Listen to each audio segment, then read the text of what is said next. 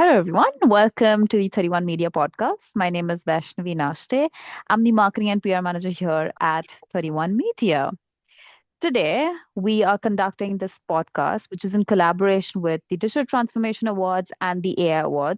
The entries for both of these awards are currently open. However, because of popular demand, we've capped the number of entries that we will be receiving. So make sure that you've booked your slot by clicking the link in the description below. Today in the podcast, we are interviewing Neha Khandelwal, who is the Software Design Assurance Engineering Manager at Zebra Technologies. She's joining us today from Bangalore in India. So, welcome to 31 Media Podcast, Neha. How are you today? Hey Vaishnavi, thank you. I'm good and thank you for having me here. Perfect. Like, before we actually get into the questions, could you tell our audience a little more about yourself and how you sort of got into the space?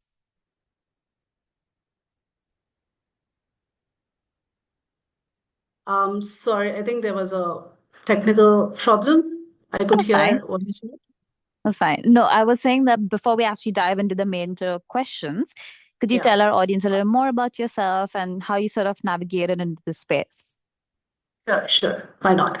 So as you said, right, currently I'm working with Zebra Technologies as software design assurance engineering manager. And I've close to 18 years of experience across Mhm. working on emerging technologies and on automation. And I've, held various software engineering roles throughout my career. At Zebra Technologies, we are focused on improving customer-focused quality, for our SaaS and embedded products, our team. Mhm. And we work with various cross-functional teams to ensure that the best processes, tools, and technologies, they are in place so that we are able to deliver high-quality products to our customers. Amazing, beautiful. And you've been working like in the AI space now for quite some time. Could you tell us like what exactly is generative AI and how is it being applied in the quality assurance space? So, Vaishnavi, in very simple terms, generative AI refers to the type of AI that can generate new content, right? So, Hmm. be it text or images or code, by learning patterns from data, right? Yeah, And if you see, right, generative AI can be utilized, the functionalities of generative AI can be utilized like text generation, summarization, code generation, context, correlation and pattern matching, and then we have chart generation. So many kind of different functionalities that can be derived from using generative AI solutions. And if you see in terms of the QA processes, basically, so existing QA workflows can be adapted to use these functionalities of Gen AI to improve the business outcomes of these processes as well. For example, increasing the test coverage or improving the test efficiency, automation of various tasks, focusing on productivity, efficiency. So many of these can be achieved by applying generative AI to the QA workflows. right. And could you like support this with some real world examples as well, like how generative AI is enhancing QA processes? All right, yeah, sure. So these functionalities of Gen AI that I just explained, right, we can directly Hmm. correlate these to the use cases that can be implemented in, maybe the QA workspace, right, QA workflows. Yeah, For example, the text generation part of the functionality of Gen AI can be used for automatic test case generation, wherein you provide, the functional documents as inputs and all the contextual documents of the product, and it will give you all the test cases automatically generated. Then yeah, you have dynamic test data generation, for example, that can create realistic test data sets, which can be hmm, used for testing, as well as you have the documentation use case. Similarly, if you see for the code generation part, that code generation functionality itself can be used for automated test cases creation, wherein yeah, have those, in your preferred language, you can generate the test scripts which can be used for execution. And right. also there are self-healing test scripts that GenAI can update dynamically based upon, whatever UI changes are happening to adapt to those UI changes. And there are like, test reporting is there based upon the chart generation functionality of Gen AI and data analysis functionality. Similarly, for the root cause identification, we have correlation, pattern matching. For defect Mm, analysis, we have the summarization, question and answering functionality. So all of these yeah. functionalities can used up to basically create or append to the existing QA workflows. And if you see, right, Mm-hmm. all these functionalities that I've just explained. So some of the organizations have already implemented these in their, frameworks, or they are in the process of, they are in their implementation roadmaps. In fact, there is a very interesting world quality report which is recently published by Capgemini, wherein over 68% of the respondent organizations, right, they have already actively used the GenAI in their QE processes, and they're already seeing notable improvements in terms of their business outcomes like defect detection rates and reduced testing costs. So yeah, these are some of the realistic world examples that can be seen across the QE space, QE Yeah. processes, which where generative AI can be applied. Beautiful. Wow. There are so many use cases, isn't it, when it comes to generative AI? There's so much that people can do that sky's the limit. Or That's maybe right. not That's even that. Moving ahead, like my next question to you is, how do you think Gen AI is impacting the role of QA professionals itself? okay. Well, to understand the impact of generative AI on the role of QA professionals, right? You can actually, first, we need to understand how this role of QA professionals is evolving by using, generative AI. So this role is now changing from a developer or a test executor to that of an AI orchestrator, wherein they will use and guide these AI tools, right? While maintaining the human-centric approach to software quality. So let me give an Right. example. Like instead of now creating the test cases or analyzing the logs, maybe the AI, the tester would work alongside AI, Hmm. and it try to interpret the output which is produced by AI. It can validate the suggestions which are provided by the AI solution.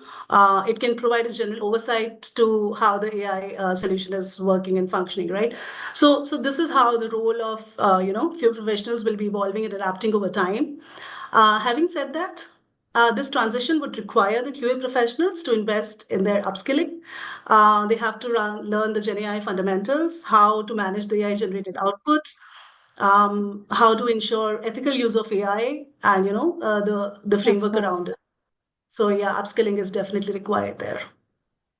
Amazing. And like from your experience, like what do you think are the challenges? I mean, you must have been on both ends of it, right? Like from strategizing to actual implementation as well. So what would you say are some challenges that we can face when we're implementing Gen AI and QA? Yeah, sure. So what we have seen is pilots implementation is easy, but when it Right. comes to going into the production, then the challenges start. And the very first challenge that the we as organizations face, right, that is maintaining the accuracy and the reliability of the outputs which are being generated by the AI solution, right? So, for example, if we are talking about the QE processes, right, if suppose the AI generates some test cases or suggest some code fixes that they don't align themselves with the business requirements itself, right? So instead of helping us, it'll cause a lot of problems and additional issues to the Yeah. existing workflow, right? And other so in this case, right, we would also require a strong evaluation framework in place so that it is a thorough tested solution over all the possible benchmarks that we've established for our solution. Yeah. Similarly, we will have Vaishnavi. These biases are also important because the quality of the training test, the data. So if there are biases in the training data itself, then the Of solution will course. also present the biased outcomes, right? So Yeah. having an AI governance solution, privacy and security and all those things, right? So they are very important. And the bigger the organizations, the better the solutions have to be, right? So Yeah. investing in a strong AI governance framework is extremely important. Yeah. Apart from that, investing the in upskilling of the existing workforce so that we have effective utilization of these tools once they are in place, Mm. and also from the upfront, right, seeing the integration plan, because a standalone AI solution will never help, right? It has to be integrated into your existing solutions so that you can Right. derive the full benefit of the solution. So in that case, you will have to have a complete integration, seamless integration plan worked out. So this all requires significant time, resources of the organizations, Yeah. in order to cope up. Exactly, exactly. Because, yeah, I completely understand when you mention about the bias, because it all comes down to the kind of information that you're providing to the model itself, isn't it? But yeah, like talking more from like a practical first steps to actually, integrating it. What do you think would be certain steps that we can take in order to integrate successfully, Gen AI into QA processes? Yeah, sure. So see, instead of directly jumping onto, finding the use case and starting piloting for Yeah. development of that, there has to be, a top-down approach that needs to be followed so Mhm. that we are in alignment with the business objectives of what we are Right. trying to achieve. So the very first step should be identifying and defining the business objective that we are trying to achieve, what the outcome we are trying to achieve. For example, improving the testing efficiency, increasing the Mhm. test coverage, and so on, right?